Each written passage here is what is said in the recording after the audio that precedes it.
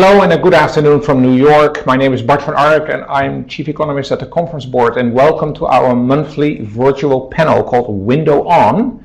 And today the window will be on the Green New Deal, something you obviously have read on in the media, otherwise you wouldn't have joined us today if you didn't know about it.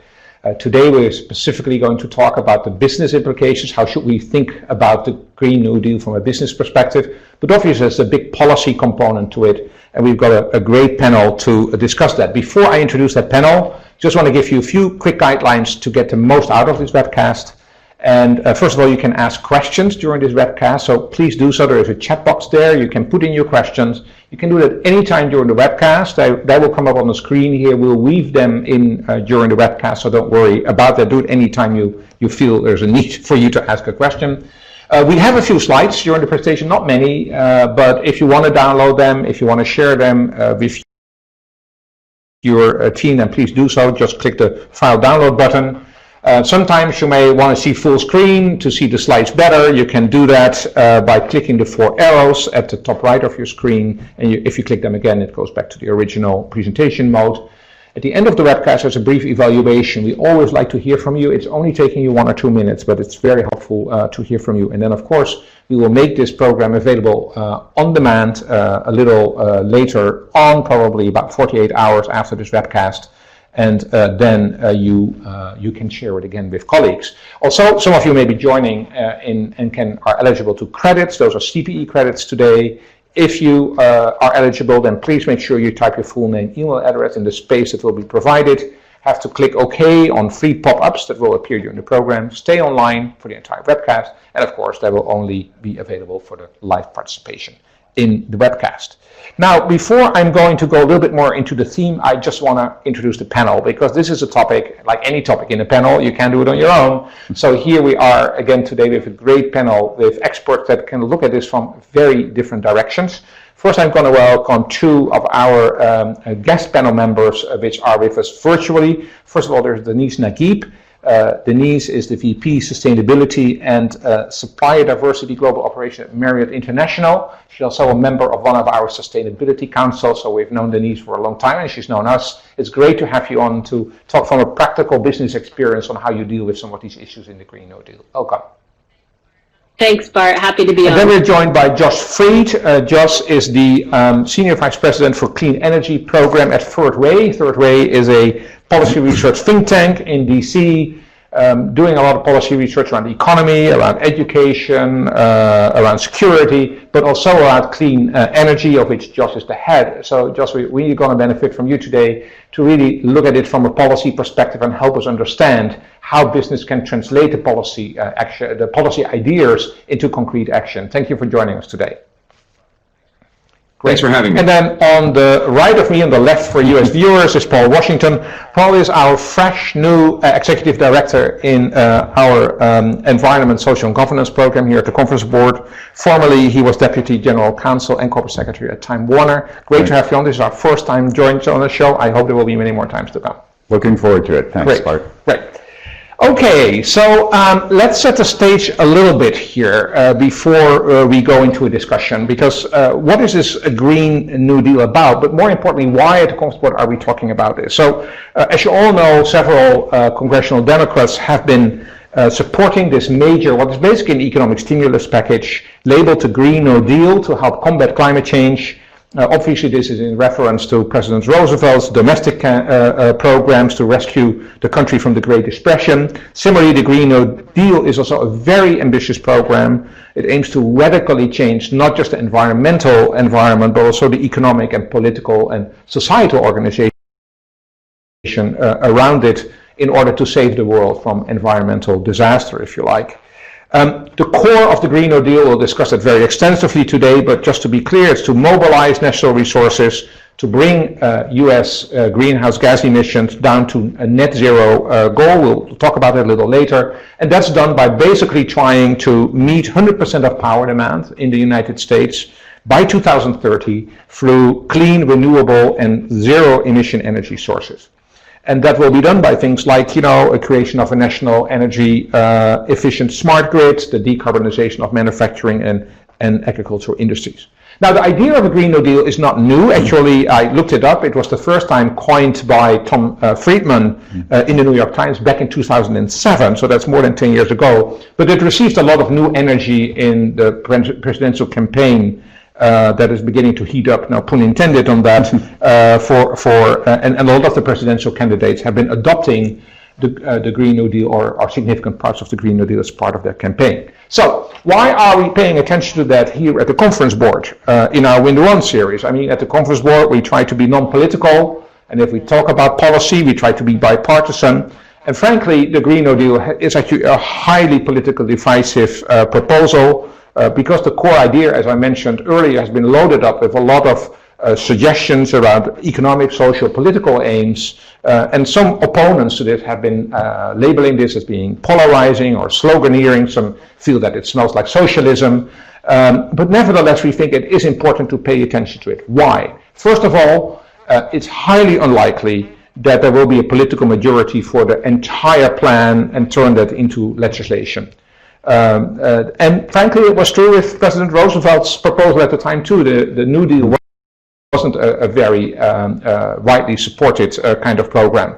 But just like then, there are elements to this plan that can be executed irrespective of political affiliation, of those who are backing it, and especially as we will see the evidence of climate change become more visible, we're pretty sure that there will be a call for implementing at least significant elements of the Green New Deal. So that's one reason we think we need to pay attention to it. Secondly, and this is perhaps most important for today's discussion, some elements of the Green New Deal that make total sense from a business perspective. Even more so, quite a few businesses, and we'll hear examples of that on the panel discussion today, are already at full steam when it comes to trying to realize and aiming and succeeding to realize some of these sustainable proposals that are out there. Some other elements of the plan are probably more detrimental to facilitate the business transition to a greener economy, and that's exactly what we want to discuss today. What works, what doesn't work. So we don't think that business should turn its back on the Green New Deal, in addition to tapping into some of the future returns from investments and elements of that. There might also be, picking up some of the elements of it can be a hedge against the possibility of more aggressive environmental legislation that may actually be detrimental for business. So we need to have a seat at the table, and this is why we're going to benefit today from this panel to discuss the questions that are here on the slide. First of all, we're going to talk a little bit about what are actually now the green elements of the New Deal, what are the targets, can it potentially be achieved in 10 years' time? 2030 is not that far away. Should it be done faster maybe, or do we need more time? Then we're going to talk more about the business opportunities. What is it that business can really engage in when it comes to the ambitions of the Green New Deal? And then finally, we'll talk about how we're going to manage the transition to a new environmental state. Obviously there will be a regulatory environment around it. What works? How can regulation turn into be an advantage rather than a burden for businesses? So lots of things to talk about. So let's go right away into the work. But before we do that, I want to start with a poll question. And this poll question is coming from a survey that we actually do as part of our Global Consumer Confidence Survey. So I thought I'd going to ask you the same question as we ask in the Global Consumer Confidence Survey. And that is that when the poll is up, when it comes to sustainable products and services, what is the most important aspect, the most important issue for you, that you believe, if you're not in business yourself, that you believe is most important when it comes to producing sustainable products and services? Is that pollution, climate change, environment, alternative source of energy, fair price, fair labor conditions, recycling? Mind you, I'm going to ask this question one more time. This is your first most important. You get a chance to give you second priority just in a second. But first ask your first question, but keep in mind what your second might be. So we're going to poll you right away after this one more time. So we give you 5 more seconds for this one. 5, 4, 3, 2, 1. Thank you. And now we're going to put up the second most important. So you have a second choice that's coming up right now.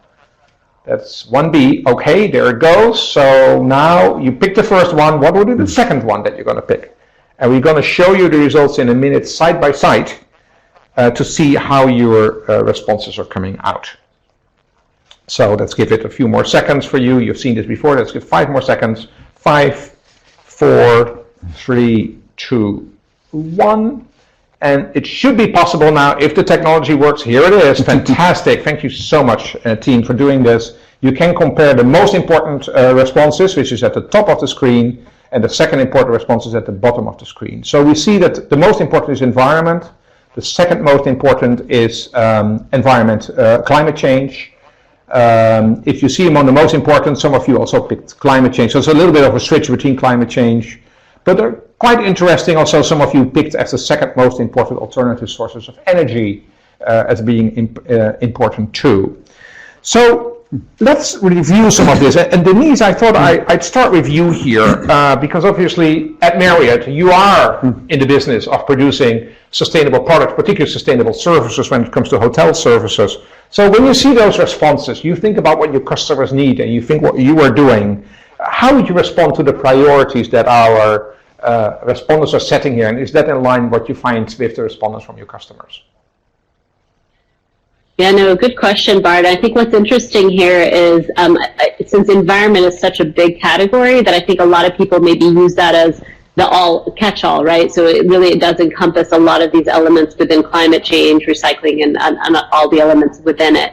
So I think it's a really difficult issue because I think from a conversation with our guests and our associates even, the impacts that they see most in front of them are the ones that are sort of most relevant and most important to them. So things like the disposal of products, the things that they're consuming, especially while traveling with us, seem to resonate more and are more front and center to them than things that are maybe behind the scenes or not as clear to them, like what kind of energy sources are powering their lights or their air conditioning in their room.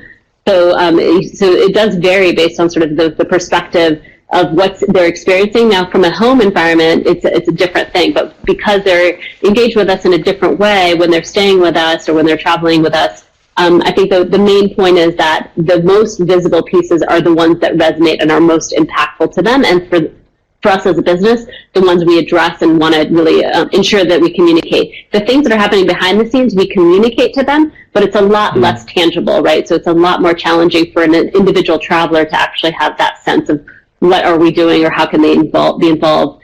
From a B2B perspective, I think the growth from our consumers in that space and what they want to know on the flip side, on the carbon, water footprint, what is their impact as they travel with us, those are definitely much more clear from a B2B perspective. Those are the kinds of questions that those travelers and the people that are making major decisions for companies are really asking us about, as opposed to the individual traveler that are looking at more of those tangible things I mentioned earlier. So they care most about what they see in front of them, although some of that, what you put in front of them may be something that's actually harder for them to deal with, right? I mean, some of you still want to give your customer a good experience and not give them a hard time because they have to think about the environment. That's, I think, that's a pretty big challenge, right? Oh, absolutely. No, without a doubt. I mean, I think one of the most important things the premises of the programs we put out is that it can't negatively impact the guest experience. None of you would want to travel with us if we let you, burn up inside your hotel room at, when it's 100 degrees outside. We still have to meet certain requirements to meet that comfort and experience of that guest and want them, have them travel and feel like it's not a guilty pleasure, but something that is important and part of the way our world works. Yeah. But at the same time, both educating them on the things we're doing that they can't see and giving them choice and opportunity to engage in the things that they can. And I think I want to keep that point indeed on the table, because I do think that when we talk about policy implementation from a business perspective, we have to think about it's still about serving your customer well and giving them a good experience. I just had a question for Denise. So how would your employees look at these issues? What are the most important issues for your workforce? For in their home environment or in the work that they do?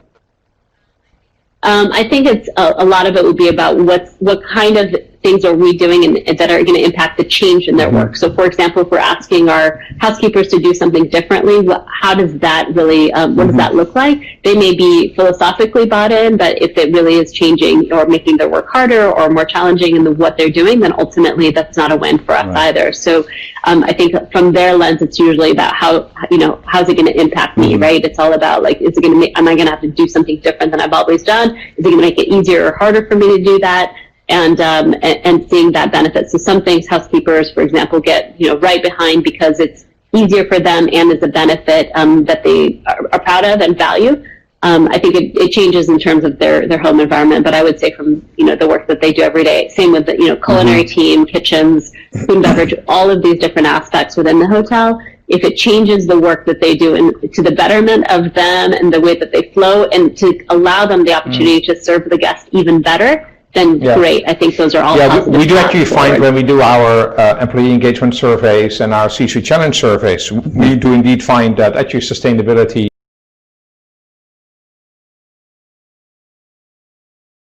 comes up very high when it comes to employee engagement. So that's, serving your customer is one thing, but actually engaging your employee equally important.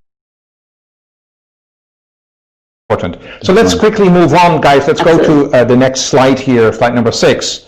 And this slide is actually reporting you the same results that we got from the Global Consumer Confidence Survey. So this is across 64 countries in the world or different regions here. We don't have a lot of time to spend on this. So the thing that I wanted to identify here really is what came out from your own responses also. And that is that the sort of environmental parts really were picked up as the key element of sustainability. So environment, recycling, alternative sources of energy, there's some difference between countries, where the social parts of sustainability, which is another part, and it actually is part of the Green New Deal also, they're perhaps not as important, with some exceptions. So for example, in Europe, fair price actually was picked up as something being quite important. There's a summary slide here that sort of summarizes even better. I mean, we kind of ranked the sort of environment or eco part of priorities versus the social. You can see that in North America, environment and Asia Pacific are more important. If you move to the right, you can see that actually Europe, but in particular also Middle East and Africa, you can see that some of the social parts of sustainability become more important. This really, Paul, is a question I want to ask you, because you are in the ESG, environment, social governance, and this balance between environment and social and governance is actually really important, and it's, as I said, an important part of the Green New Deal. So how do we need to think about it? Because when you look at the prioritization, there are quite different views on connecting these three things. There are, but I think it all goes together. It's all under the heading of sustainability, and I think it's interesting to pull the issues apart, but I think you have to look at this holistically. I think investors are looking at these issues as one. They're looking at environmental and social issues in terms of reputation risk to the company and so forth. Customers are doing the same thing. Employees are doing the same thing. Your communities in which you operate are also looking at them. They may rank them differently, but they all go together. And I think they also analytically go together. Because basically, if you're talking about the long-term sustainability of a company, you have to be thinking about the long-term health of your various stakeholders, your employees, your customers, and so forth. And you have to be thinking about your broader impact on society. So I think it all hangs together. And having said that, it is different for every company. The sustainability issues, whether they're environmental or they're social, are different for General Motors than they are for Marriott, than they are for a media company. And so I think you sort of look at it holistically, but on a company-by-company basis. So the balance that companies seek between environment and social and governance so differs quite it's much different for a company like Chevron versus a media company that has a relatively small climate impact. Very good point. Josh, let's go now to sort of the Green New Deal. I want to do this introduction just to sort of really get the business perspective on this, but obviously we want to talk now about the Green New Deal, and maybe you can help us think through a little bit. As we said, I mean, there's the environmental part, which is the first bullet point here, but then there's also all the sort of social part and political part around it. So take us through the core of this, and there's a next slide which has a little bit more detail. What are the most important things we need to think about when we talk about the Green New Deal? Yeah, I think the first thing to think about is the plan is not a detailed piece of legislation, but more of a framework. So it leaves a lot of flexibility for specific action, both in terms of how the government is guiding or regulating business, and also what the time frame and the scope of the legislation or set of legislation and executive action seeks to be. We should keep in mind that congressional leaders and authors of specific bills, along with a variety of outside groups, including the business community as well as advocacy community, are really going to define what the specific goals are. So while the resolution that you referred to and that's outlined in the PowerPoint slide focuses on goals that may be 100% clean, renewable, and zero emissions power by 2030. As we saw yesterday when the House Democratic Energy and Commerce Committee chair and several other members announced their goals, they're looking at 2050 to get to net zero. So it really, think of it more as a start of conversation broadly of what does the United States and all of the different sectors of the economy need to do to address climate change, and potentially, depending on who's leading in the formulation of policy, other sets of issues. But part of the roadmap for that you can look at by seeing what's happening right now. And it's not the Green New Deal, but there is a mix of legislation that's already moving through Congress. It includes continued tax incentives for clean energy, investment in innovation of all sorts that will get more clean energy onto the grid and into cars and do it in an affordable way. And there's some action on efficiency as well. These are important steps, but we should be honest that they're small steps, and that's reflected in how sweeping the set of ideas that the Green New Deal has.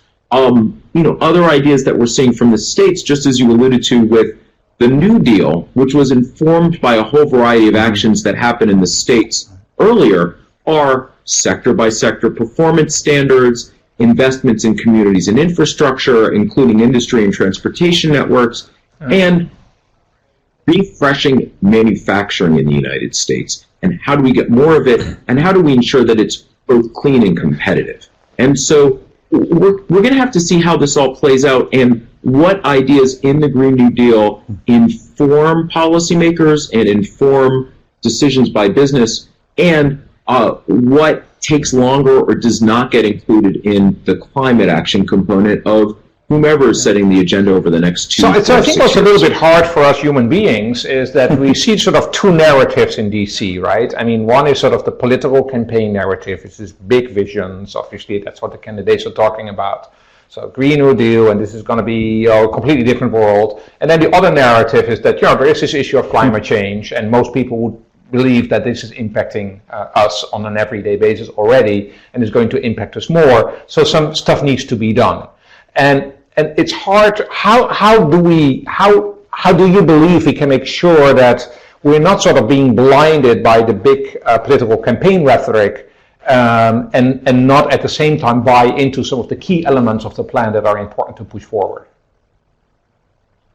Well, look, I think the good news is that nobody is waiting for the Green New Deal or comprehensive climate legislation to move to take action. And so what you can do is follow what's happening with the soaring rhetoric and positions that the candidates are taking to inform where the direction of the conversation is. And frankly, the fact that climate change has been dramatically elevated as a priority amongst many in the American public, candidates for running for office, and companies, but then also looking at whether it's in the private sector or at the state level or at the federal level, action is happening now to understand the direction on specific sectors or technologies or other things that are being done. So you just have to think about it in two different ways at the same time to understand there's rhetoric on one hand and there is action happening on the other. I want to ask a question to all three of you, actually, and that is that, so there's some people who are saying, look, you need to look at this comprehensively because there's just so much going on. If this idea that you can just do bits and pieces and then it got to be fine would be good enough. And there are others who are saying, look, to your point, Josh, I mean, the Green New Deal as a whole is never going to happen, so you have no other choice than go this. But the question is, are we doing enough? Are we moving fast enough? And how do you communicate that message to, in the case of business, to your customers? Paul, let me start with you, what you're thinking around that is. On a policy matter, this is sort of above my pay grade. I do think that, I don't think that we're doing enough, but I think because there's such legislative gridlock, right? Mm-hmm. So that's why I think it has fallen on companies to actually show leadership in this area. And there I think we are doing plenty, which we can talk about. Right. Denise, what do you think? So does a grand plan help, or does it actually not help? I think it does help. I think one of the big challenges is the consistency in terms of how states, or businesses can move the needle forward by having the support and the mechanisms in place. And I definitely don't think we're doing enough. I definitely don't think that we're moving fast enough. And I know that businesses have started to lead more in this space, but I do think we definitely need that support from the federal side to really help drive this more holistically across the country. So just when you look at the policymakers, how many of them are determined to push the grand plan through versus how many of them would ultimately say, the grand plan is not going to make it anyway, let's be pragmatic and just get bits and pieces done? Well, I think that's assuming there's only one grand plan. Let's take a step back.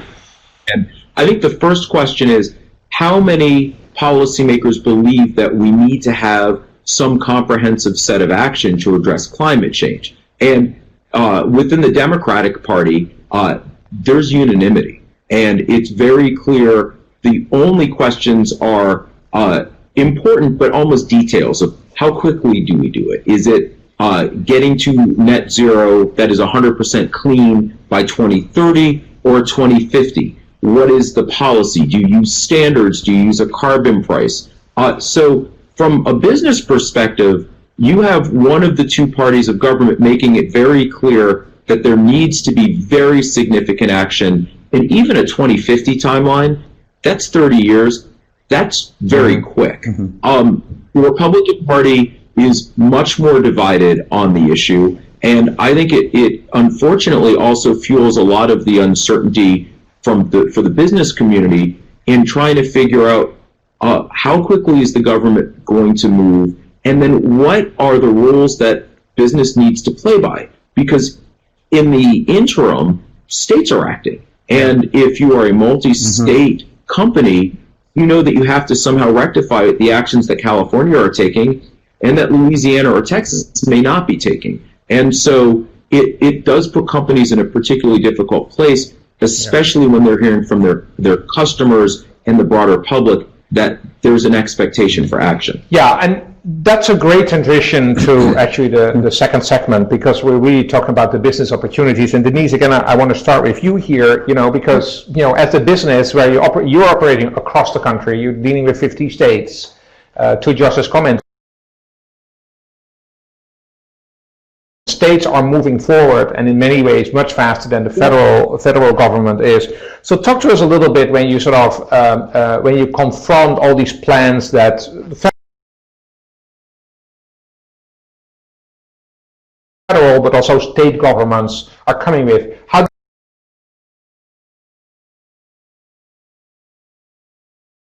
do you respond to them? How do you engage with them? And how do you deal with those challenges?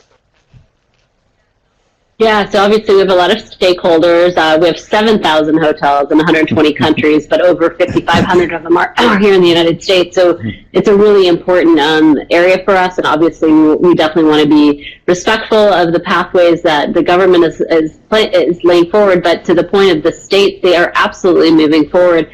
For us, from a corporate perspective, it becomes much more challenging if each individual state is doing their own thing. It makes it much more expensive to operate the way we do. We have to make many more differing decisions, as opposed to really helping our hotels have the guidance and the path forward. Even from the decisions around purchasing energy, we don't own our assets. Our hotel owners are the ones who really are leading some of this bigger decisions in terms of their purchasing of energy, for example. So if it's different state by state, then we have some winners and losers, and that really impacts us back from a revenue perspective, because the consumers are demanding these things. I mean, we have over $3 billion worth of customer value for customers that are requiring us to deliver to them twice a year a carbon and water footprint data. If that carbon footprint is negatively impacted because certain states are not moving fast enough, the hotels in those markets are going to be losers in terms of the revenue to those customers, because the customers are going to start making decisions, and the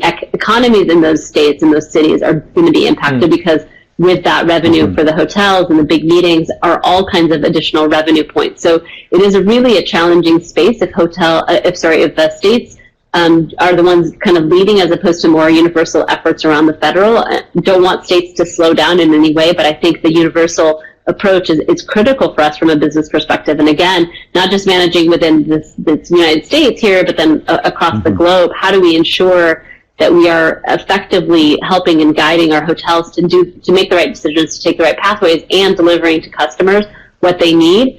It becomes really tricky when we're kind of stuck in the middle between all these varying decision makers and stakeholders. So can you give an example of state legislation where you said, well, look, that was state legislation where we actually interacted with the state, with the government, and we were actually successful in introducing environmental changes to our business model that responds to the requirements that the state was having? Well, not on the energy perspective, but on the small amenities model. So California started with the Santa Cruz focusing on moving away from small bottles to residential size amenities. And so we were able to kind of work within the state and make sure that the voice of the industry was heard in terms of the path forward and what made sense in that way. And obviously California is now moving to this as an entire state. New York is moving to this. But again, having that variability, if California says, okay, it has to be minimum of X number of ounces and this kind of plastic, and then New York says something different, as an example, it makes it much more challenging for us. Because again, we operate 30 brands across these portfolio, across these hotels in these states, and having that level of variability really makes it challenging. So I think it's really important for us to continue that dialogue from a state to state perspective in certain areas. But again, that federal path forward is really critical for us to be much more efficient and effective. So Josh, I think what Denise is saying, actually, federal is important here, because that really helps us to overcome a lot of the burdens of dealing with all these individual states. Although it's great that they're taking a little bit of a pioneering role, in the end we need to pull it all together. Now how much do legislators in Washington really think about how can we make sure that this is workable for business? How do we make sure that we can get states aligned in their legislation so that we're not increasing the burden? How much interaction generally is there actually with business when it comes to those plans? Oh, it's an enormous question for legislators. Ultimately, when we're looking about an issue like climate change, the recognition is that most economic activity is going to be impacted or have to change in some respect. In many cases, as with light bulbs, it means that over the longer term, money is saved and energy use is reduced. But legislators want to know, with whatever the policy they're developing or considering, what does that mean for business? Can they implement it well? Might it increase or reduce consumer costs? How much are consumers going to be impacted, and how competitive will it make, or might it reduce the ability of American companies that are competing in international markets to compete? And so it's always a factor. I mean, businesses can have a very important and productive part in the formulating of legislation and also pushing action forward. I think, frankly, one of the challenges right now is there's a cacophony of voices around whether climate action is needed and how comprehensive it is. And it is reflective of some of the paralysis in Washington right now as well. But, to Denise's point, having whatever sector you're in, having to deal with and rectify conflicting state regulations, and there are only going to be more, is costly in its own right. Is there a lot of, when it comes to interaction between business and legislators around this, are a lot of hearings where business is being heard in terms of what their concerns are and how they can begin to implement some of these legislations? Or do you think a lot more can be done? Look, I think that there can be a lot more hearings on climate change and on energy and on all of these issues writ large, and that means a lot more voices can be heard. One of the challenges that we had, unfortunately, prior to this Congress was that the House in particular hadn't really done much considering of climate change or a lot of environmental issues in a way of how can we address the issues at hand on the climate components, on the impact of the environment, and then incorporate business views into that. when hearings take place, there certainly is an opportunity or many opportunities for business to be heard. And I think businesses can also continue to give their voice in a variety of ways to legislators on these topics. I don't, to be honest with you, I don't think that is where the problem has been, as much as the questions haven't been asked in a as rigorous and intense a way as they've needed. The questions that have been asked by business or other stakeholders haven't been as pointed as you wanted them to be.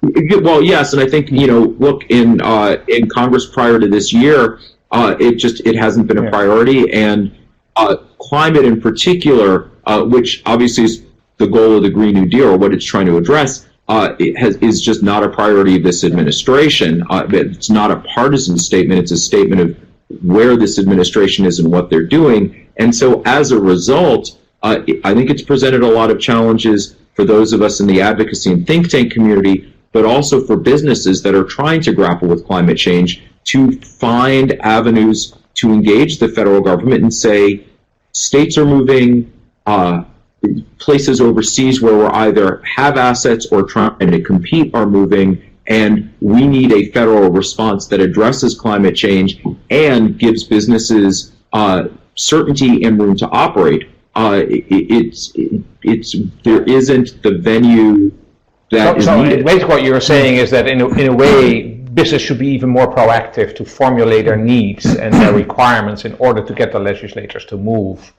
on those issues. Yeah, absolutely. So Paul, let me ask you, what has business done so far in terms of things that you think are really important? What is the low-hanging fruit that have been picked when it comes to some of these aspects of the Green New Deal? What kind of examples can you give? Sure. I think a lot of companies have been on a journey in this area, and they started off dealing with things that sort of reduce their costs or reduce their risks. So lowering water usage, lowering energy usage, assuring the viability of their upstream supply chain, reducing reputation risk. Those are some of the things that companies did initially because they were an easy sell.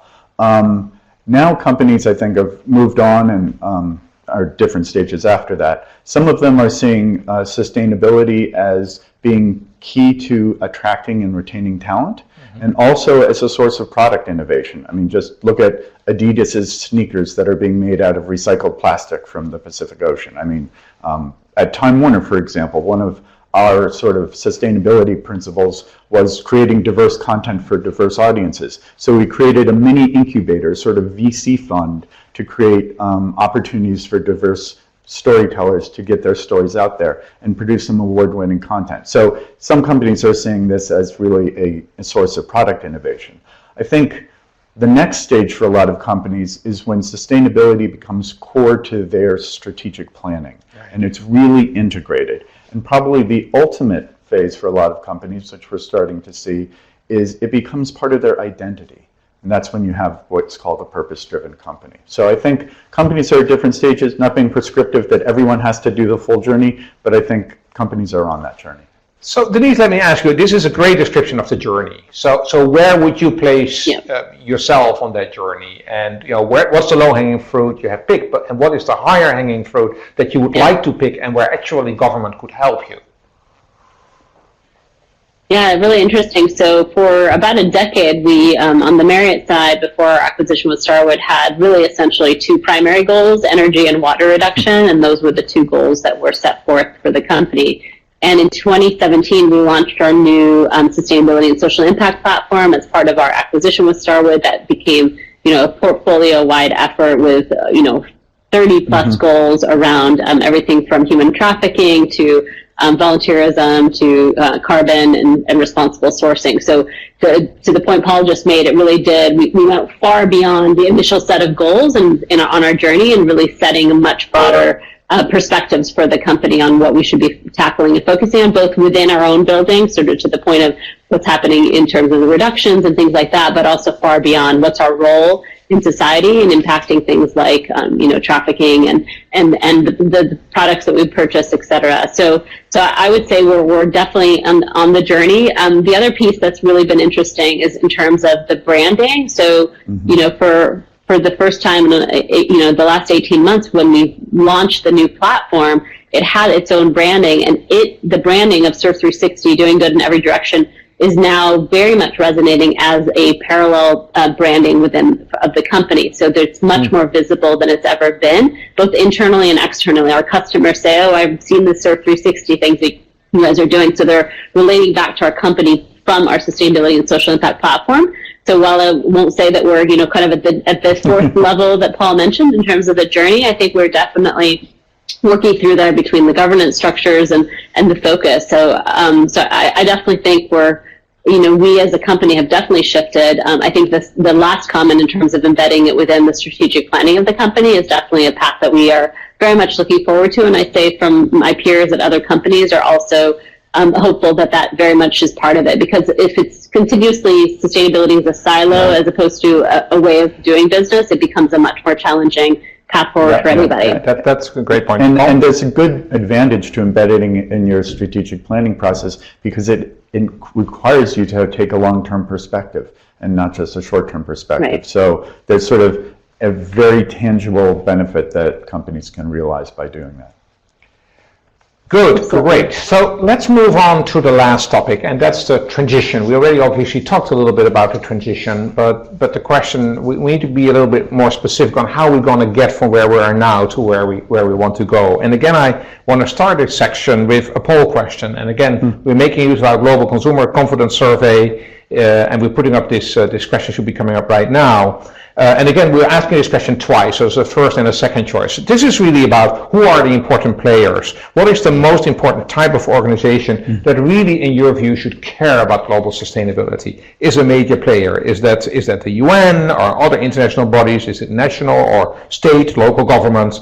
Are it technology firms? Is it more sort of upstream businesses, the big polluters like chemicals or steel? Are it consumer-oriented firms like Marriott, but also clothing and airlines, or are it utility providers? Who are, in your view, the most important? And then in a couple of seconds, we're going to ask you the second most important, so we get a little bit of a chance to think that through.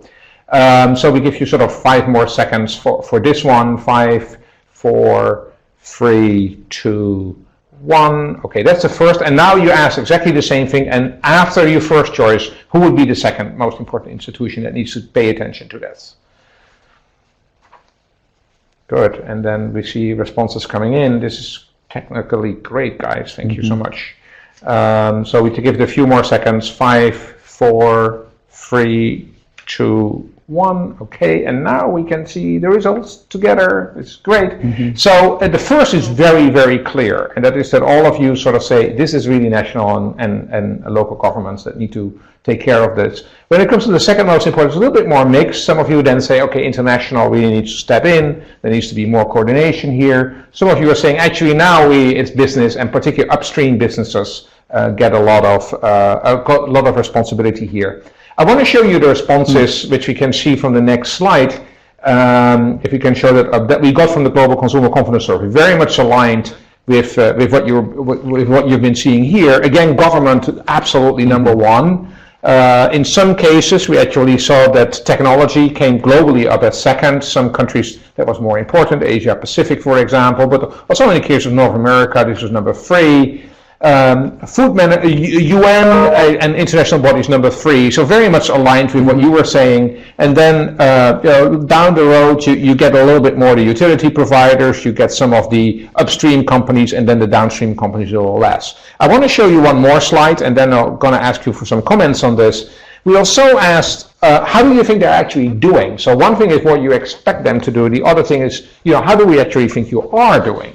And then we found some very interesting results. First of all, we thought that people generally feel the government needs to do more. And this is an important part for our discussion. Apparently, consumers do think that government needs to do a lot of stuff here. So whatever the political environment thinks, this is what consumers think. They're underperforming. Then you think that international bodies are perhaps a little bit overperforming. They're sort of very loud on this, of course, and we hear them all the time. And maybe even though we think it is important, maybe they're perhaps overperforming a little bit. But then you see also that automakers, pharmaceuticals, construction, a little bit further down the line, airlines, could all be doing significantly better. Whereas if we come to the bottom of the list, we actually see that some of the consumer industries, people really think that's okay. I find this an interesting result, because one thing is, okay, what do people really think is important? Or do people perhaps think, I don't want to be bothered too much. So upstream, you guys deal with it, you know, and downstream, which is what I'm facing as a consumer every day, I don't want to be bothered too much.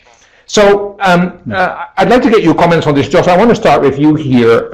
Again, a little bit from a policy perspective. As I said, consumers do want government to act.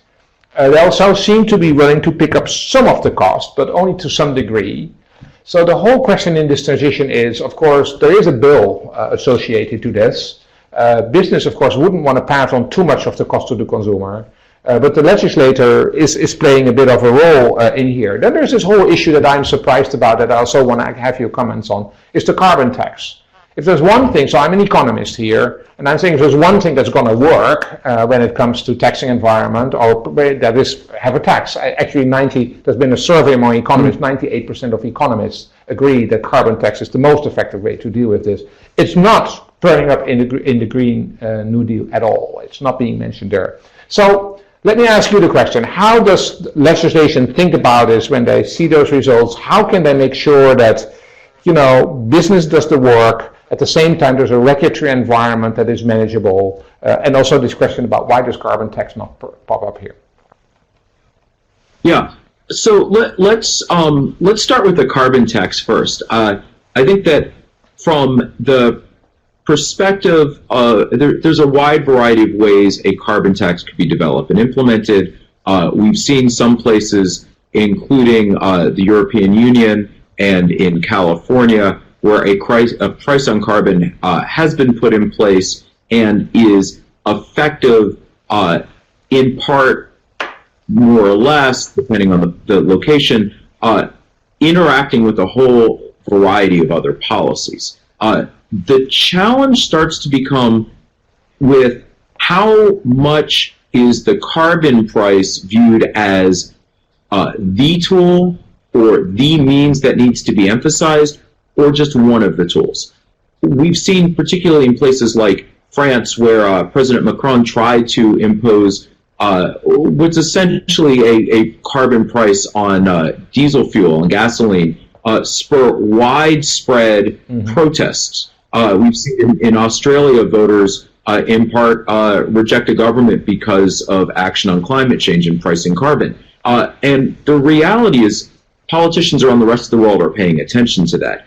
Unfortunately, in the populist moment we're in, a policy that is perceived, fairly or not fairly, as being driven primarily by experts like economists and Wall Street or the financial sector, in significant part, is viewed as politically both unpopular and potentially very damaging.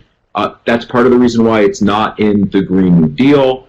It's part of the reason why it has been challenging to see a lot of Republicans in office get behind such a concept. So let me stop you for a moment there, because I want to ask, and we'll come back to the other issues in a second, but I want to ask Denise on this also, because, you know, in a way, you know, you want to do the right thing for the environment as a company. At the same time, you don't want to drive up the cost of your service or your product that you give to the customers. So, you know, if you would have a choice and say, well, you know, do we collectively pay for this, which would typically be the result of a carbon tax, or do we, or are we being forced as business to raise cost and see it passed on down the line? Where would your preference be as a company? Yeah, I mean, it's really interesting because we, within our the UK market, we do pay carbon tax on the hotel's energy usage there, and I think what it has done, well, at the end of the day, again, we don't own our asset, so we're managing the asset on behalf of our owners, and you know, it is important for us to obviously reduce our energy. We have used that as a vehicle to try to drive innovations and investments by the owners into the asset to ensure that at the end of the day, the tax on the back end is reduced as much as possible, so by investing in some of these things. So it's really driven some innovations and some new opportunities within that particular market because the tax was in place. So while it doesn't, at the end of the day, hit the individual consumer necessarily, it could if the cost of operating a building was so much more because of the costs associated with it, then there could be, an impact on the cost that you pay for your hotel room. But I think one of the big comments and choice around the conversation is about, the choice and making sure that as a consumer, you are allowing that choice to be made as much as possible in terms of if I want to pick the better thing. But unfortunately, what it does impact then is the societal impacts in terms of the people who have the lowest resources are probably the ones who are going to be forced to make the harder decisions because of the cost. So I think there's a balancing act. I think that there's absolutely value in figuring out how a carbon tax can be used as a pathway to ensure that we drive through these efforts, because we don't have choice as a society, right? I mean, the time is ticking. So I think it's really important to address that. And there are a lot of tax mechanisms that we use in this country for incentives. I think this is really an important one to think about. How do we help to drive these innovations and improve the paths forward so that we are more efficient in our energy usage, so that we don't have to pay as much as that. So Josh, a carbon tax may work one way or another. Should we convince the legislators that it might be part of the Green New Deal? Well, I think that Denise makes a very important point in terms of how any set of policies plays out. And the fact is that those with the fewest means are both impacted depending on how climate policy is enacted. But if it's not enacted and climate continues to be severely degraded because of the amount of carbon and other pollution put into the atmosphere, they are on the front lines of who are being hurt most quickly already. What we are seeing is that as policies are put in place, including a variety of tax incentives and renewable and clean energy standards in the United States, more clean energy is being added onto the grid, so Marriott and other properties are able to get access to more clean, zero emissions electricity, and the price is coming down. So you can set up a situation between innovation, efficiency, more demand helping bring down the price of clean energy or other clean products, that there are ways to really minimize the impact on consumers in a lot of different ways. But the other part of the equation that needs to be really considered is that the fastest growing age cohort of consumers and voters are also the ones that are most committed to seeing action on climate change. And so we're seeing that from elected officials now, even as within the Republican Party, which just I'm pointing out because Republicans have traditionally been much more reluctant to talk about, let alone act on climate. You have more Republicans starting to acknowledge climate change is real, it is caused by human activity, and it's something that needs to be addressed now. A recent poll by a conservative group, Citizens for Responsible Energy Solutions, found that 2/3 of millennial Republicans believe the Republican Party needs to do more on climate change, and 78% of millennial Republicans support more government action to accelerate clean energy. So companies advocating for that are frankly only aligning themselves with where their consumers want to see the government go, and that's only going to grow as the millennial cohort and then Generation Z after it become a bigger part of the voting population and the consumer population. So Paul, add that. Oh yeah. Yeah, I was just going to say, I think one important aspect here is that we don't actually include in the cost of anything that we buy today the impact costs, right? So I think we're short-sighted in that, right? We're saying, oh, the carbon tax, it's going to be additional costs, et cetera. But if we actually realize the cost of making a widget or, running a car, whatever it may be, into the actual costs from the front end, then this would be a completely different conversation because it would be embedded in the value of that product or service. So it would not be an add-on, but that's hard to make you customer conscious of that equation, right?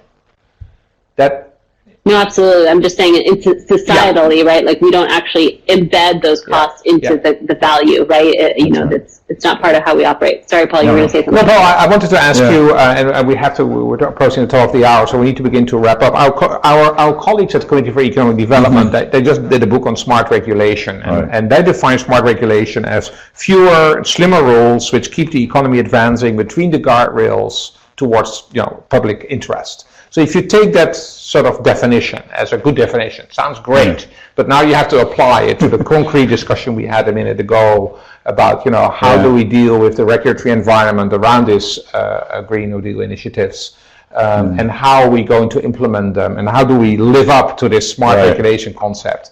How should we think about it in your view? Well, it's much easier said than done, right? Right, exactly. Look, I think I don't have a sort of silver bullet answer here, but I think that we are already living in a sort of quasi-regulatory environment in the sustainability space. Companies are. There are about 200 different rating agencies that judge companies on how they're doing in various aspects of ESG. There are various different reporting frameworks that companies are using. And companies that operate in Europe, have a substantial operations there, are already having to comply with European directives on this.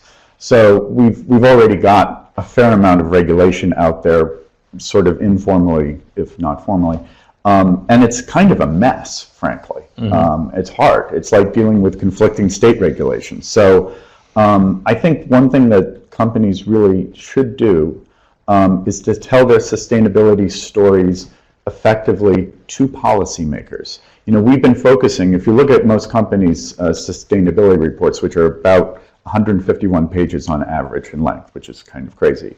They're really focused on investors, on employees, on customers. I don't think there's been a concerted effort by the business community to tell their sustainability story to policymakers in Washington and elsewhere. And I think that's something that we should do, because when policymakers understand what's already being done, they can build on that. They can, instead of coming at it as sort of, we're enemies of corporations, we're going to force something down on you. I think working in partnership is the way to go, but we have to, as a business community, do better at telling our story to regulators. Do you have a good story for policymakers, Denise? And do you tell them? We do not. I don't believe that our industry as a whole does a good enough job of telling the government and what we're doing and how we should be doing more together.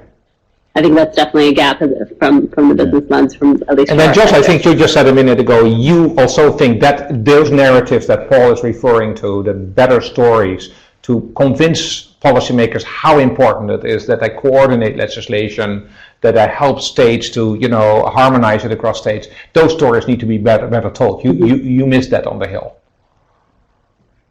Oh, absolutely. And I think that it also needs to be made clear that there's an expectation that government is going to act. And to Denise's point, companies already are dealing with the impacts of climate change, and they have to internalize the price because it's not factored in. And so the reality is that there's a burden because of the impact of climate change and inaction from government that's being placed on everyone. And companies have a real opportunity, and there's a real need for them to do a much better job of telling that story and telling legislators the time to act is past due. Okay. Last question.